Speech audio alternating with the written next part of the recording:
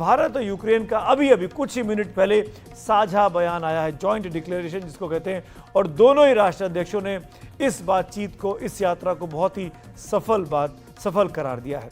जो साझा बयान है उसकी कुछ अहम बातें पहले मैं आपके सामने सबसे पहले रख देता हूं। दोनों नेताओं ने द्विपक्षीय संबंधों को आगे बढ़ाने की बात की है। रणनीतिक साझेदारी की भी बात इस डिक्लेरेशन में दिखाई देती है। दोनों नेताओं ने बीते 3 दशकों के साझा संबंधों और मजबूत करने पर सहमति जताई और कहा कि कई स्तरों पर जारी द्विपक्षीय संवाद जारी रहेगा। वाइब्रेंट गुजरात समिट और रायसीना संवाद में यूक्रेन के शामिल होने पर खुशी इस जॉइंट डिक्लेरेशन में जताई गई है। दोनों नेताओं यानी मोदी और जेलेंस्की ने कहा कि अंतर्राष्ट्रीय कानून पर अमल होगा, यूएन चार्टर को माना जाए और राज्यों की संप्रभुता और अखंडता का सम्मान किया जाए। यही भारत चाहता है कि दोनों देशों के बीच यानी रूस और यूक्रेन के बीच दोस्ती हो। साथ साथ दोनों यानी भारत और यूक्रेन के बीच घनिष्ठ संबंधों की बात भी इस जॉइंट डिक्लेरेशन में की गई है।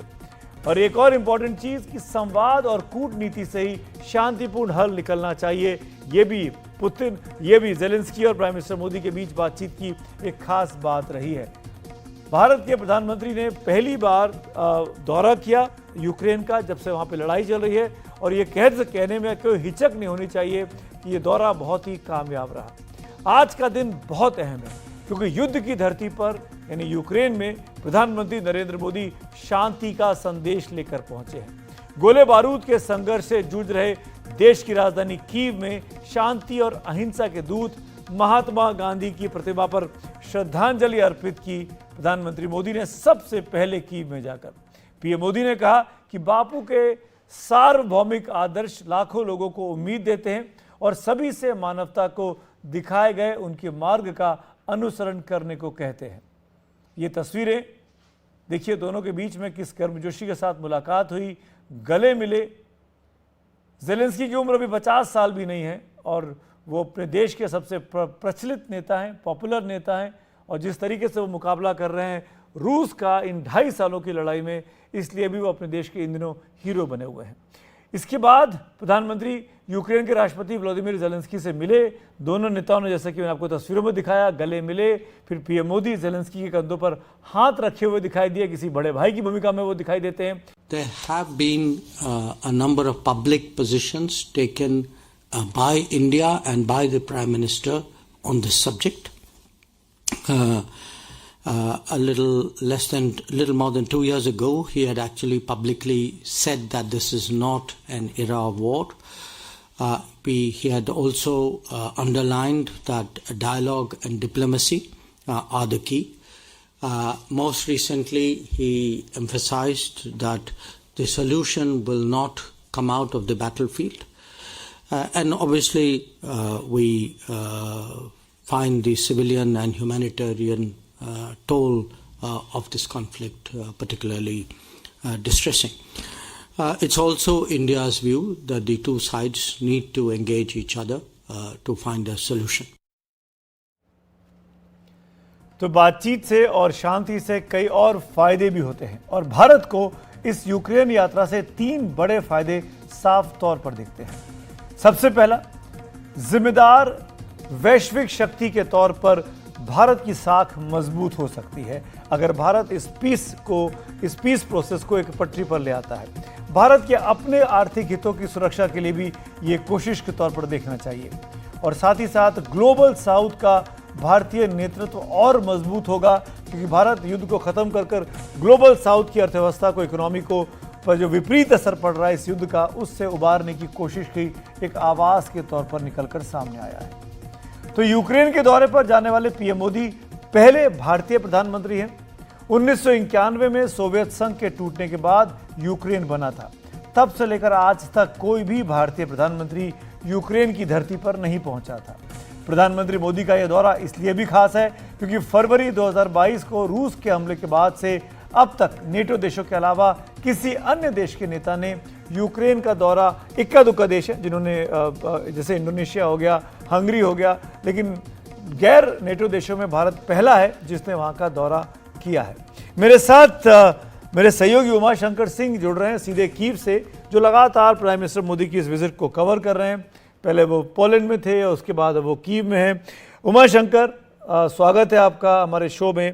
पहला सवाल इस विजिट को आंकिए, खासकर यूक्रेन को। आप वहाँ पर मौजूद हैं, इसको कितना इंपॉर्टेंस मिलना चाहिए भारतीय डिप्लोमेसी के बेसिस पर?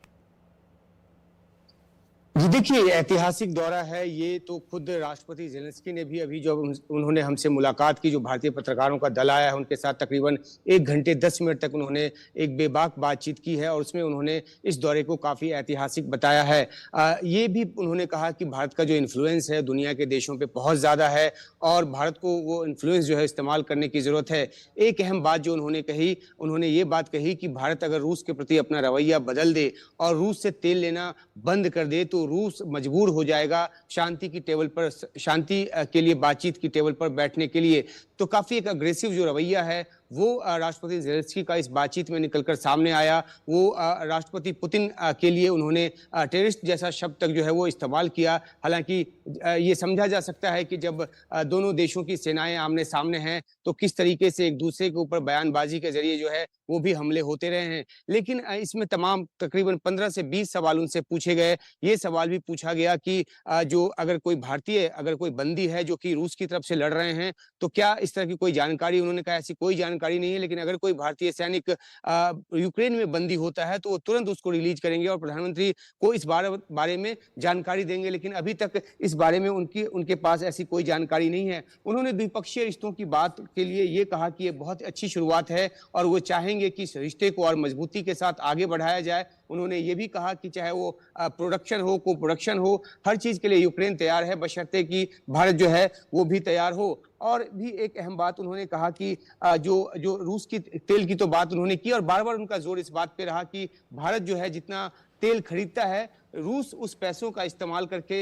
युद्ध में उसको खर्च करता है। उन्होंने ये भी कहा कि हम भारत को मजबूर नहीं कर सकते, लेकिन भारत को इस बारे में सोचना चाहिए। जहां तक पीस इनिशिएटिव्स की बात है, जितने भी पीस इनिशिएटिव्स अब तक हुए हैं उसको लेकर ज़ेलेंस्की का ये कहना है कि जो राजनीतिक बयान है वो ज्यादा आते हैं, कोई रोड मैप लेकर किसी के पास कोई रोड मैप नहीं है जिसमें कि वो एक फॉर्मूले के तहत बातचीत को आगे बढ़ाए और शांति की ओर जो है बात आगे बढ़े। कुर्स्क इन्वेजन को लेकर उन्होंने कहा कि जो घुसपैठ है या जो हमला है वो यूक्रेन की तरफ से नहीं किया गया, ये रूस है जिसने उनके क्षेत्रों को, यूक्रेन के कई क्षेत्रों को अपने कब्जे में लिया, एनेक्स कर दिया है और जवाबी कार्रवाई के तौर पे रूस को इस तरह से करना पड़ा, यूक्रेन को ये करना पड़ा है ताकि रूस को भी युद्ध का दर्द और खासतौर पे राष्ट्रपति पुतिन को युद्ध का दर्द जो है वो समझ में आए और ये उनको समझ में आ रहा है। तो इन तमाम बातों के साथ साथ उन्होंने जो बार बार एम्फेसाइज किया वो इस बात पे जरूर किया कि भारत जो है एक प्रभावशाली देश है, प्रधानमंत्री मोदी जो है प्रभावशाली नेता हैं और उनको अपने असर का इस्तेमाल करना चाहिए और रूस के प्रति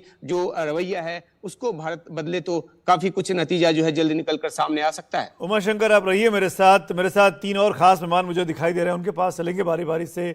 मेरे साथ अजय बिसारिया जी दिखाई दे रहे हैं मुझे स्क्रीन पर, जाकिर हुसैन साहब हैं और स्वास्थी रॉय हैं, राव साहब। आपके साथ मैं आता हूं तीनों के पास, लेकिन पहले एक आध सवाल उमा शंकर से पूछ लेता हूं, वो लाइव वहां से जुड़े हुए हैं हमारे साथ कीव से। उमा शंकर, 1 महीने पहले जब मॉस्को में थे प्राइम मिनिस्टर मोदी तो 2 हम उम्रों के बीच मुलाकात थी, 2 ऐसे नेताओं के बीच मुलाकात थी पुतिन के साथ और प्रधानमंत्री मोदी की, जो कई बार मिल चुके हैं, जो अच्छे दोस्त हैं। एक बार आज जो मुलाकात हुई वो करीब 20 साल छोटे उम्र में ज़ेलेंस्की साहब प्राइम मिनिस्टर मोदी से, और पहली बार भारत का कोई प्रधानमंत्री पहुंचा यूक्रेन की धरती पर, कीव में, युद्ध के बीच में। आपने दोनों दौरों को देखा, दोनों को समझा, दोनों दौरों की बॉडी लैंग्वेज देखी नेताओं के बीच की। क्या लग रहा है कि भारत ये आइस ब्रेक कर पा रहा है? ये कोशिश भारत की कितनी कामयाब हो रही है कि बातचीत की टेबल पर आके बैठ जाए भाई? जी देखिए, भारत की जो कोशिश है, जो ईमानदार कोशिश है, उस पर किसी को शक नहीं है, किसी को सवाल नहीं है। लेकिन बात है कि कोई भी बातचीत तभी नतीजा देगी जब दोनों पक्ष जो हैं अपने अपने कदम पीछे खींचने को तैयार हो। यहाँ पर देखने को ये मिल रहा है कि ना तो राष्ट्रपति पुतिन और ना ही राष्ट्रपति ज़ेलेंस्की जो हैं वो कहीं से भी कदम पीछे खींचने को तैयार हैं। खासतौर पर अगर रूस की बात करें तो रूस ने जिस तरीके से इन्वेड किया है यूक्रेन को, इस बात को लेकर काफी ज्यादा जो यहाँ पे जो एक गुस्सा है वो देखने को मिल रहा है और जो 5 इलाके एनेक्स किए हैं उसकी वापसी के बगैर किसी तरह की बातचीत के पक्ष में यूक्रेन जो है वो नजर नहीं आता। और दूसरी तरफ राष्ट्रपति पुतिन जो है वो उन क्षेत्रों को वापस करने को बिल्कुल ही तैयार नहीं है और वो चाहते हैं कि यथास्थिति जो हो उस पर बातचीत जो है वो आगे बढ़े।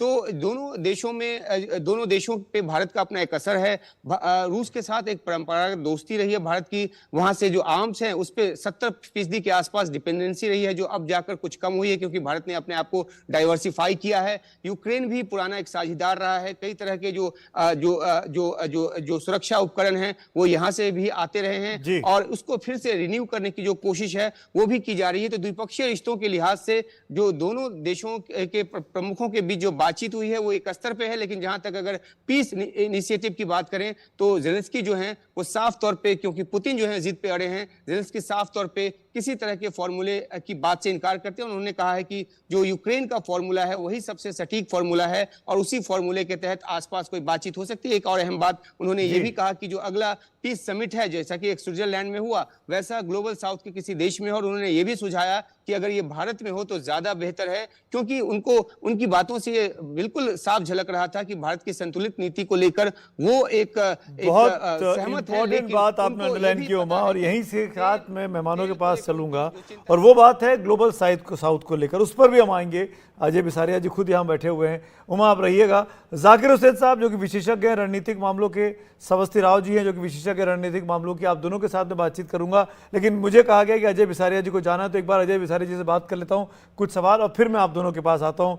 Thanks for your patience. Ajay Bisaria ji का परिचय करा दें दर्शकों के साथ। सबसे पहले तो अजय जी डिप्लोमैट हैं, एम्बेसडर रह चुके हैं, पोलैंड में रह चुके हैं जहां प्राइम मिनिस्टर पहुंचे, बांग्लादेश में रह चुके हैं, लेकिन आज अजय बिसारिया जी इसलिए भी इंपॉर्टेंट हो जाते हैं क्योंकि ये दौरा पोलैंड और यूक्रेन में रहा है। अजय जी, मेरा पहला सवाल आपसे यही है, और वो इस दौरे को जो यूक्रेन में आज प्राइम मिनिस्टर पहुंचे और जिस तरीके से जेलेंस्की के साथ मुलाकात हुई, इसको कितना महत्वपूर्ण मानते हैं आप? क्योंकि भारत का कोई प्रधानमंत्री पहली बार पहुंचा, और इस जब से लड़ाई चल रही 2.5 साल में आप रूस के राष्ट्र प्रमुख के पास तो पहुंच चुके थे, लेकिन जेलेंस्की के पास कीव में जाके मुलाकात करना, इसको कितनी इंपॉर्टेंस देते हैं आप? मेरे ख्याल से ये एक बहुत ही महत्वपूर्ण विजिट है, क्योंकि ये दर्शाता है कि भारत एक नया शांति का, विश्व शांति का प्रयोग कर रहा है। It's an experiment in promoting world peace.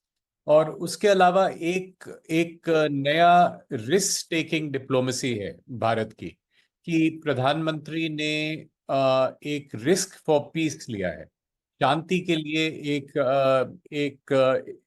तरह से एक प्रयोग किया है, और उसके लिए वो यूक्रेन गए। तो ये एक पीस मिशन था और एक शांति का संदेश था, और मेरे ख्याल से भारत ने ये एक बहुत ही अच्छे समय पे ये शांति संदेश दोनों रूस और यूक्रेन को पहुंचाया है पिछले 2 महीनों में।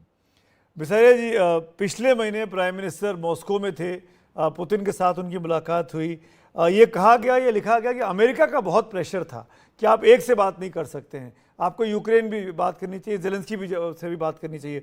क्या आपको लगता है कि ये भारत का दौरा, प्राइम मिनिस्टर का दौरा अमेरिका के प्रेशर में हो रहा है? मेरे ख्याल से ये ठीक बात नहीं है।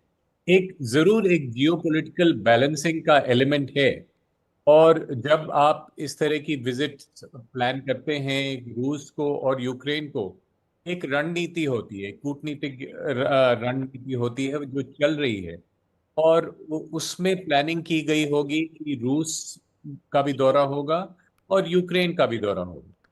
अब युद्ध के समय जो टाइमिंग है वो आप अपनी तरफ से कंप्लीटली डिटरमिन नहीं कर सकते, मगर मेरा ये मत है कि ये केवल एक जियोपॉलिटिकल बैलेंसिंग नहीं, उसके अलावा एक ग्लोबल साउथ की तरफ से भी दोनों पार्टीज को संदेश था कि ये युद्ध का अंत किया जाए, क्योंकि ये विश्व के लिए और बाकी देशों के लिए बहुत हानिकारक युद्ध है, for the energy security, for the food security, for the health security, कि सब पर एक नेगेटिव इम्पैक्ट इस युद्ध का हो रहा था।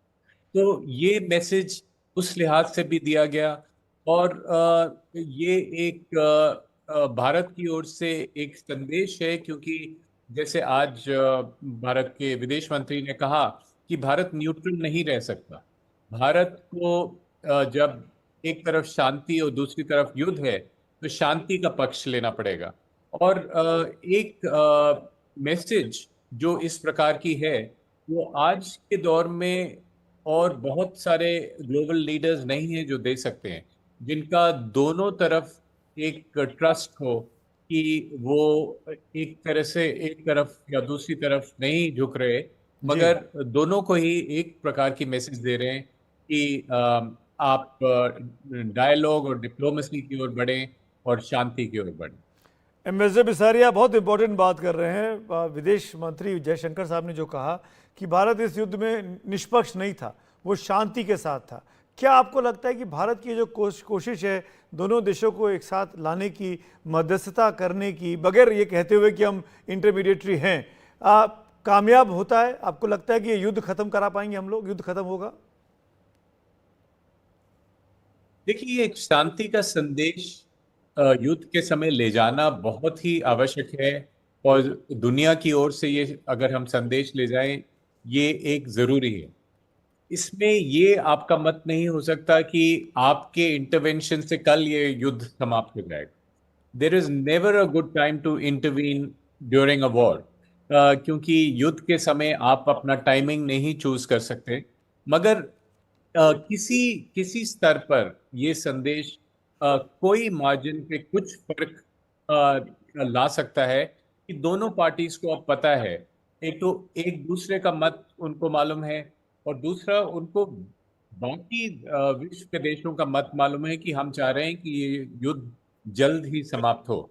और आज नहीं तो 6 महीने बाद ये युद्ध समाप्ति की ओर बढ़ेगा। और उस समय भारत ने एक और जिक्र किया है दोनों पार्टीज को कि अगर आपको हमारी सहायता की जरूरत है पीस मेकिंग में, तो फिर हम उसके लिए भी हम तैयार हैं कि हम आपकी और भी मदद कर सकते हैं। तो मेरे विचार में ये अगले 1 साल में युद्ध समाप्त होगा। शायद युद्ध विराम से पहले थोड़ा और इंटेंसिफाई होगा, और उसका एक हम देख रहे हैं कि एक डेंजरस एस्केलेशन चल रहा है, क्योंकि यूक्रेन बढ़ा है कुर्स्क में और रूस बढ़ रहा है डोनेट्स्क में। तो दोनों तरफ से एक टेरिटोरियल अग्रेशन चल रहा है। तो हमारी ये आशा रहेगी कि ये जो संदेश है आज नहीं तो कल दोनों पार्टीज इसको समझेंगे, सुनेंगे और आगे बढ़ेंगे। अजय जी, आप कह रहे हैं कि 6 महीने से 1 साल का वक्त लग सकता है युद्ध खत्म होने में। मेरे दिलचस्पी अब उस पर आ गई है, तो मैं पूछना चाह रहा हूँ क्या अमेरिका के चुनाव जो इस साल के आखिर में हो रहे हैं उसका संबंध है युद्ध की समाप्ति से? मेरे अनुमान में है, क्योंकि अगर हम यूएस में बढ़े, अगर खास करके अगर ट्रंप की विजय हुई, तो उनका तो कहना ही है शुरू से कि वो युद्ध जल्द ही खत्म करेंगे।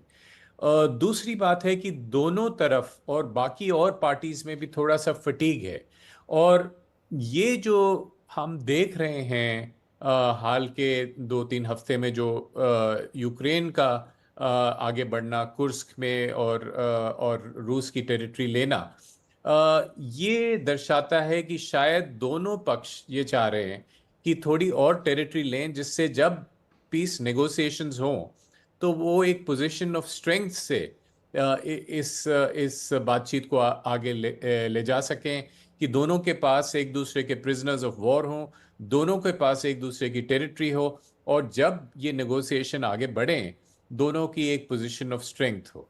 तो ये हमारा अनुमान रहेगा। मगर भारत इसमें औपचारिक रूप से नहीं फंसेगा। भारत का केवल यही कहना है दोनों पार्टीज को कि आप मिलके बात करें और आगे ले जाएं, और अगर आप दोनों का मत है कि हम कुछ मदद करें तो वो मदद हम करने को तैयार हैं। अजय जी, अभी कुछ देर पहले आपने ग्लोबल साउथ की बात की थी। ग्लोबल साउथ में ये चिंता बहुत ज़्यादा है। हम सब विकासशील देशों का समूह है, हम अमेरिका के मुकाबले, रूस के मुकाबले गरीब देशों का एक समूह है।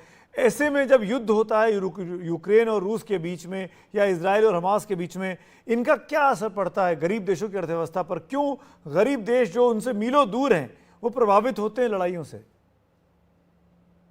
बहुत असर पड़ता है, और ये हम देख रहे हैं हमारे G20 में भी हमने इस बात को उठाया था। और पिछले हफ्ते आपने देखा जो प्रधानमंत्री का voice of global south summit था, उसमें भी इस बारे में बात हुई। और जरूर ही ये बात दोनों पुतिन और ज़ेलेंस्की के साथ प्रधानमंत्री मोदी ने उठाई होगी कि ग्लोबल साउथ के देश हैं, उनको बहुत ही ज़्यादा कंसर्न है कि ये युद्ध जब बढ़ता है उनकी food security, fertiliser security, energy security, even health security पे इम्पैक्ट पड़ता है। यानी कि दाम बढ़ते हैं, टूरिज्म कम होता है, निवेश कम होता है। तो हर तरह से ये इस तरह के युद्ध विकासशील देशों पर एक इम्पैक्ट लाते हैं।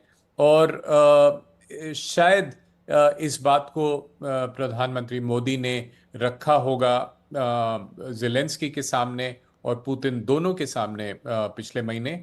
और उनके कैलकुलेशंस में अगर ये बात बैठ गई तो शायद कुछ कुछ अंतर पड़ेगा जब वो बातचीत के लिए बैठे। तो अजय जी, ग्लोबल साउथ के देशों में क्या क्या असर भारत की इस कोशिश का होगा? क्या आप शांति का प्रयास कर रहे हैं? क्या भारत की छवि मजबूत होगी, भारत की साख बढ़ेगी ग्लोबल साउथ के देशों में?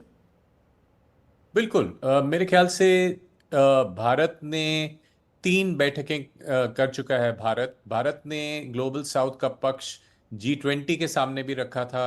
भारत ने अफ्रीकन यूनियन को जोड़ा था G20 के साथ। और इस समय युद्ध की जब बातचीत छिड़ रही है तो भारत अपनी तरफ से भी और ग्लोबल साउथ विकासशील देशों की तरफ से भी इस बात को दोनों वॉरिंग पार्टीज के सामने रख रहा है कि हमारा मत है कि इस युद्ध को समाप्त किया जाए, क्योंकि हमारे भी इंटरेस्ट इस युद्ध में हैं। हमें इम्पैक्ट होता है, ग्लोबल इकोनॉमी पे इम्पैक्ट होता है, और ख़ास करके जो दुनिया के विकासशील देश हैं उन पर एक डिस्प्रोपोर्शनेट सा इम्पैक्ट होता है इस युद्ध का। इनफैक्ट ग्लोबल साउथ में अगर भारत की साख मजबूत होगी अजय जी, तो इसका एक रिवर्स सवाल आपसे पूछता हूं, क्या आपको लगता है कि जो विकसित देश हैं, अमेरिका, ब्रिटेन, जर्मनी, अब ये भारत की इनिशिएटिव को कैसे ले रहे हैं? क्या आप पुतिन से बात भी कर रहे हैं, आप ज़ेलेंस्की से बात भी कर रहे हैं? इन देशों के कलेजे पर तो सांप लौट रहे होंगे। मेरे ख्याल से इस विषय में सभी का इसमें आकलन पॉजिटिव होगा। और यूएस के व्यू पॉइंट से भी ये एक पॉजिटिव है कि एक कोई विश्व लीडर है जो दोनों से बात कर रहा है, जो दोनों के एक दूसरे के पक्ष भी एक दूसरे के सामने रख रहा है। और इसमें एक और नई बात ये है कि भारत के लिए भी ये एक नया प्रयोग है, क्योंकि ये पहली बार होगा कि कोई भारत का प्रधानमंत्री एक एक्टिव वॉर जोन में उतरा है और वहाँ के लीडर्स से बातचीत करी, एक रिस्क लिया। और इसके अलावा जैसे आपने कहा कि गिने चुने ग्लोबल लीडर्स हैं जो ये कर सकते हैं आज, जिनका दोनों तरफ इतना ट्रस्ट है कि दोनों तरफ वो कम से कम खुल के उनसे बात कर सकते हैं। और जब समय आएगा कि दोनों पक्ष बैठ के आपस में बातचीत करें, तब भारत और अकेले या कुछ और देशों के साथ ये एक और सक्रिय भूमिका निभा सकता है। एक चीज़ और अजय जी मैं आपसे पूछना चाहूँगा, एज ए डिप्लोमेट आप इस विषय को हम सबसे अधिक समझते हैं। रूस के साथ भारत ने व्यापारिक संबंध जारी रखे लड़ाई के दौरान भी, अमेरिका नहीं चाहता था, हम सब जानते हैं। क्या भारत और रूस और भारत और यूक्रेन के बीच बातचीत को अमेरिका कैसे देख रहा है? क्या अमेरिका के साथ लॉन्ग टर्म में कोई नेगेटिव इम्पैक्ट हमारे रिलेशनशिप पर पड़ेगा? देखिए, भारत को अपनी जो राजनीति है, अपनी जो विदेश नीति है, कूटनीति है, वो अपने हितों में ही चलानी होगी, अपने हित में ही चलानी होगी। तो राष्ट्र हित की बात है और विश्व हित की बात है, और दोनों इस समय एक कॉन्फ्लुएंस में है, अलाइंड है। क्योंकि भारत के खुद के हित में है कि इस युद्ध को समाप्त किया जाए, क्योंकि अगर ये युद्ध ज़्यादा चलता है तो एक तो भारत की डिप्लोमेटिक स्पेस कम हो जाएगी कि दोनों पक्षों से भारत बात कर रहा है, रूस से भारत तेल ले रहा है या डिफेंस रिलेशनशिप है, यूएस की से नज़दीकी है, तो ये डिप्लोमेटिक स्पेस कम होती जाएगी अगर ये युद्ध चलते रहेंगे। और दूसरी बात है कि भारत की जो ग्रोथ ट्रैजेक्टरी है, भारत विकसित भारत बनना चाहता है, उसके लिए 8 से 10% ग्रोथ हमें चाहिए 20-30 साल तक। तो उसके लिए आवश्यक है कि कोई ब्लैक स्वॉन इवेंट्स जिसे हम कहते हैं कि एक युद्ध विश्व युद्ध की तरह अगर शुरू हो गया, वो हमारे ग्रोथ ट्रैजेक्टरी को भी थ्रेटन कर सकता है। तो हम चाहते हैं कि हम ये ग्लोबल रिस्क जो है उसे मिटिगेट करें, ग्लोबल रिस्क को कम करें। और अगर हम एक शांति का संदेश ले गए और विश्व बंधु के रूप में एक कोई भूमिका निभा पाए युद्ध के रिस्क को कम करने की, तो ये हमारे अपने भी हित में है और ग्लोबल साउथ के हित में भी है और बल्कि सारे विश्व के हित में है।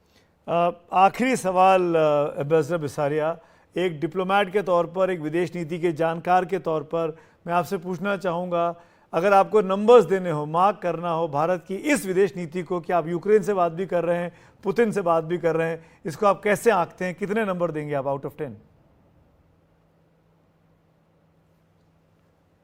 So I would say it is a very, very important move. It is a representative of nimble diplomacy. It is of smart diplomacy, of risk-taking diplomacy, of confident diplomacy. तो ये एक भारत की सफलता है कि दोनों पक्षों से आप बात कर पाए, आपने ये रिस्क लिया और ठीक समय पे ये रिस्क लिया। तो मैं तो कहूँगा कि ये भारत का एक नया प्रयोग है और एक ये सफल प्रयोग है और इसे हमें आगे बढ़ाना चाहिए। बहुत बहुत शुक्रिया एम्बेसडर बिसारिया, हमसे बात करने के लिए, अपना वक्त निकालने के लिए। Thank you so much. बहुत अच्छा लगा आपसे बात करके, बहुत ही प्रिसाइजली आपने तमाम सवालों के जवाब भी दिए। आगे बढ़ते हैं। जाकिर हुसैन साहब, बहुत बहुत शुक्रिया आपके पेशेंस के लिए। सबसे पहले तो thank you so much for being with me. आपने इतनी देर तक इंतज़ार किया।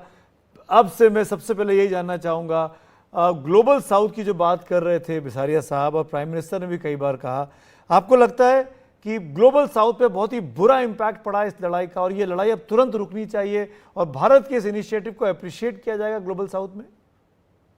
बिल्कुल। अगर हम इस दोनों कंट्रीज का कंट्रीब्यूशन देखें ग्लोबल साउथ में इन टर्म्स ऑफ नंबर्स, तो दोनों कंट्रीज जो हैं 3% पूरे ग्लोबल जीडीपी में कंट्रीब्यूट करती हैं। $88 ट्रिलियन की हमारी वर्ल्ड अर्थव्यवस्था है दुनिया की, जिसमें 3% इनका शेयर है।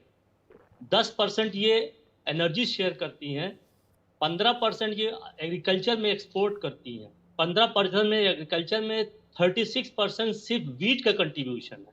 फोर्थ लार्जेस्ट जो है कॉर्न है। 53% जो है ये सनफ्लावर ऑयल प्रोड्यूस करती हैं और 5% ये कमोडिटी ट्रेड में शेयर करती हैं। तो इसकी वजह से जो क्राइसिस आई है, सप्लाई चेन डिसरप्शन जो हुआ है, उसकी वजह से बहुत सी कंट्रीज में, अफ्रीकन कंट्रीज में, इवन बांग्लादेश तक की कंट्रीज में एक हंगर क्राइसिस आई है। फूड प्राइस इन्फ्लेशन हुआ है, फ्यूल इन्फ्लेशन हुआ है, हेल्थ की प्रॉब्लम हुई है, 1/3 प्राइवेट कंजम्पशन डाउन हो चुका है इसकी वजह से। और जो कोरोना के बाद जो रिकवरी हो रही थी, उसमें वर्ल्ड की जो आउटपुट ग्रोथ थी 3% से कम होकर 1.9% आ गई है। और स्टॉक मार्केट में, फाइनेंशियल मार्केट में ये तमाम बड़ी जो है उथल पुथल हो रही है। और जो स्विफ्ट से 16,000 सैंक्शन रशिया के ऊपर लगाए गए हैं, जिसकी वजह से बहुत सारी जो है प्रॉब्लम जो है डेवलपिंग कंट्रीज जिसका रिलेशन रशिया से था, यूक्रेन से था, ये क्राइसिस में आ गया है। इसी वजह से हम देख रहे हैं कि अल्टरनेटिव टू डॉलर की तरफ पेमेंट सिस्टम आ रहा है, ब्रिक्स इमर्ज हो रहा है, वो एक नया पेमेंट सिस्टम ला रहा है, इंडिया भी उसमें पार्टिसिपेट कर रहा है। तो ओवरऑल जो है पूरी दुनिया की इकोनॉमी है वो चर्निंग में आ गई है। और पूरी ग्लोबल साउथ चाहता है कि अगर इसी तरीके के डॉलर का विपनाइजेशन होता रहा, इसी तरीके से वर्ल्ड व्यवस्था में इंटरफेरेंस होता रहा, तो हमें एक पैरेलल जो है नेटवर्क स्टैब्लिश करना पड़ेगा। और शायद भारत को यहाँ पर अगुवाई करने में थोड़ी सी दिक्कत तो आएगी, लेकिन हमें लगता है कि करना चाहिए। क्योंकि आपके जो संवाददाता ने ये बताया, बहुत इंपॉर्टेंट बात मैंने सुनी उमा शंकर जी ने, कि जेलेंस्की ने कहा है कि अगली मीटिंग जो हम भारत में करना चाहते हैं, तो इसका मतलब है China is out from west, तो वहां पर भी हमारा एक अच्छा पैड बन रहा है। तो ओवरऑल बहुत बड़ी क्राइसिस आई है ग्लोबल साउथ में। जैसे इजिप्ट जी। को लीजिए, वो लार्जेस्ट इंपोर्टर ऑफ वीट है, वहां पे वीट खत्म हुई, भारत की तरफ वो मुंह देख रहे हैं। ईस्टर्न जाकिर अफ्रीकन भाई कंट्रीज। ये बात तय है कि इस लड़ाई की वजह से दुनिया भर में महंगाई आई है। जो खासकर गरीब मुल्क हैं वो और गरीब हो गए हैं, उनकी डिपेंडेंसी बड़े मुल्कों पर और बढ़ गई है। पर बड़ी इकोनॉमी जो है अमेरिका जैसी और ब्रिटेन जैसी और जर्मनी जैसी, ये धीरे धीरे कर कर निकलने लगी हैं। इनको तो इस लड़ाई से फ़ायदा पहुंच रहा है। जैसे कि अभी बिसारिया साहब बोल रहे थे कि अमेरिका चुनावों के साथ संबंध है इस लड़ाई का, 6 महीने से साल भर के अंदर लड़ाई खत्म होनी चाहिए। मैं ये पूछना चाह रहा हूँ, क्या जेलेंस्की और पुतिन मानेंगे? आपको लगता है, क्योंकि आप स्ट्रेटेजी को समझते हैं? देखिए, पुतिन का जो मेन मसला ये है कि नेटो का एक्सपेंशन नहीं होना चाहिए जी। अगर होता है तो एक बफर जोन बनना चाहिए। ये पुतिन की अपनी डिमांड है, इस पे वो अड़े हुए हैं। दूसरी तरफ जेलेंस्की ये है कि हम जो है नेटो के साथ मेंबर भी बनेंगे और अपनी जो है टेरिटरी वापस भी लेंगे। तो एक बड़ी टसल की बात है। आप देखना ये कि कमजोर कौन होता है।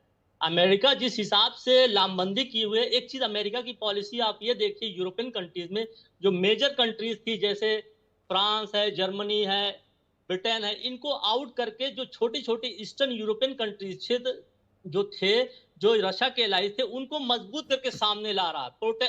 पोलैंड को ला रहा है और सारे कंट्रीज को ला रहा है, जिससे रशिया को के सामने जो है छोटे छोटे जो है प्यादों को मजबूत बना के आर्म्स की सप्लाई करा के उसकी शक्ति को छीण करना है। और अगर अमेरिका का इंटरेस्ट इसमें हम लेते हैं तो अमेरिका इतनी आसानी से इस युद्ध को तब तक नहीं खत्म होने देगा जब तक रशिया जो है घुटने पे नहीं आ जाएगा।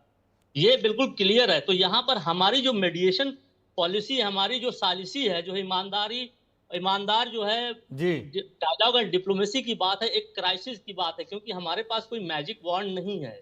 बिल्कुल ठीक बात कर रहे हैं आप।